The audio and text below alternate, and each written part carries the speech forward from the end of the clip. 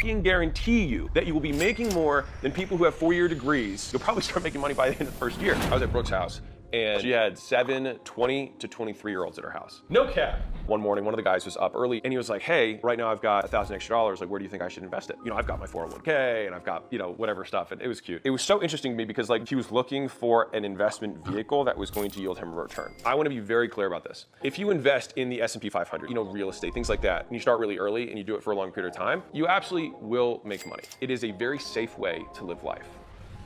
But the moment you start investing in kind of the asset side of stuff, which is like the S&P, stocks in general, and you're not day trading or doing any of that stuff because that's stupid. The moment you do that is actually the moment, in my belief, that you're actually ceasing to want to make more income. Hear me out. If you're 18 years old and you graduate high school tomorrow, you are now eligible on the marketplace because you have no skills besides your high school diploma. You did no job, fucked off the whole time, don't watch YouTube to learn stuff, which not you, but just imagine. In 2 days, you could go and become certified as a phlebotomist and go from making $7.50 or whatever the minimum wage is to what phlebotomists make at $25 an hour. You would triple your earning capacity after 2 days and spending $500. If you can triple your income for the rest of your life, the $500 certification in 2 days, do you think it's worth the investment?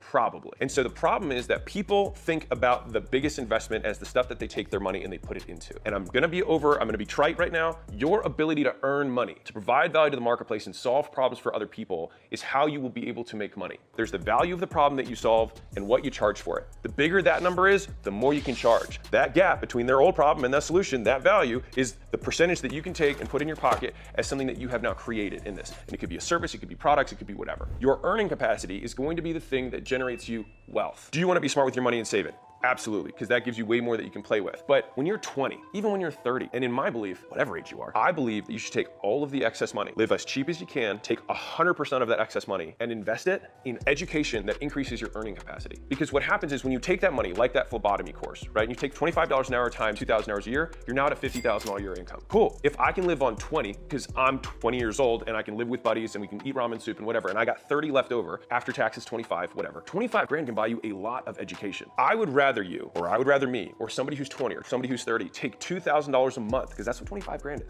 and invest it in courses, coaching, mentorships, workshops, and seminars. Every month, I'm putting that 2K. Now, you could put 2K into one opportunity because you're like, dude, I think real estate's cool. Cool. We're not doing real estate as my passive income. We're doing real estate as I'm gonna get into the real estate game and I'm gonna make it my active income. And by the way, everybody who builds their wealth in real estate are actively spending their time in real estate. Don't believe what they're saying. They're like, dude, I did this deal and I made X amount of money. It's like, what was the process of finding deals? How many deals did you look at? How many conversations did you have? How many buildings did you walk? How many different general contractors did you? Oh, wait, there's other stuff that has to happen, right? Back to the point. Let's say that you take that $2,000 a month and you do that for 4 years. And I'm not saying do the 4-year degree. I think that is a play if you want to. I don't necessarily agree with it anymore in the marketplace that currently exists. 4 years later, I fucking guarantee you that you will be making more than people who have 4-year degrees. You'll probably start making money by the end of the first year. The amount of like copywriting courses and books and programs, mentorships, and even one-on-one coaching. Like, I think one-on-one coaching is a phenomenal way to learn a new skill. If you're like, hey, I need to know how to buy media. I need to know how to run an ad. Go pay someone who runs ads or teaches people how to run ads. When you make that payment, you're seeing it as one class in your entrepreneurial degree rather than this one $12,000 investment has to make me rich. If you can make that shift as like, this is my course. Like, when you get your degree in college, you're not like, oh, I'm gonna take one class in Spanish, graduate, and get whatever job I want. No one thinks that way. But for some reason, they think about that when it comes to entrepreneurial stuff. You're not paying someone to think that they're going to be your savior. They're not gonna save you from your life, do everything for you. No one person is gonna teach you everything. Now, I'll do my best on this channel to teach the stuff I know, but you have something to learn from everyone. Well, you know, like, that wasn't the value that I thought I was. It's like, you can still learn from that. You wanna go to the person who's providing the most value for free. It's the easiest way for you to decrease your risk of purchase. If you follow someone's Instagram, you follow their YouTube, you see the stuff they put out and you're like, dude, this is really good. Like, this is a lot of new information that I didn't know, and it's like very tactical, and I understand, like, A, you already know that you like the person. B, you already know that you're getting value from the person from the content they have. And so the likelihood that the thing that they have that's paid is gonna be worse than that is low, you know, hopefully. Follow lots of people in a particular space. See the one that you jive with the most, you like their teaching style. You don't need to follow this stuff for forever to like belabor the decision. Give yourself 7 days, because you know what's really even cooler than buying one person's? Buy them all. And then you'll know what everyone knows. And then guess what happens?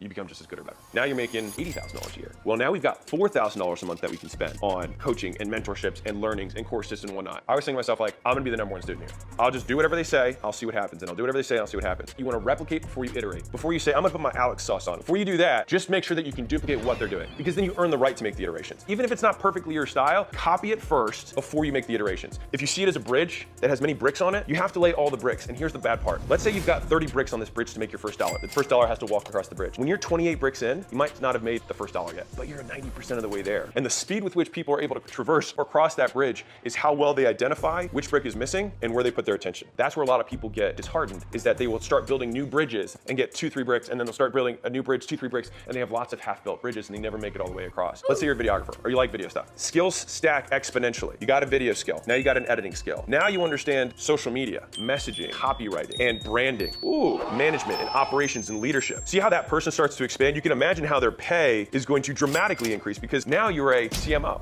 Broadening your horizon and going deep in these other silos, and all of a sudden, you're an entrepreneur. One is you have to make that decision that you're not gonna spend all your money on stupid stuff. The second is that you are gonna spend your money not on the S&P, but on the S&Me. What? Is that you're gonna spend it on you, because that thing is gonna compound a hell of a lot faster than 10% a year. You can double, triple, 10x your earning capacity. The people who are the richest people in the world, they make 1,000 times more. Jeff Bezos made $40 million an hour last year. It's a lot.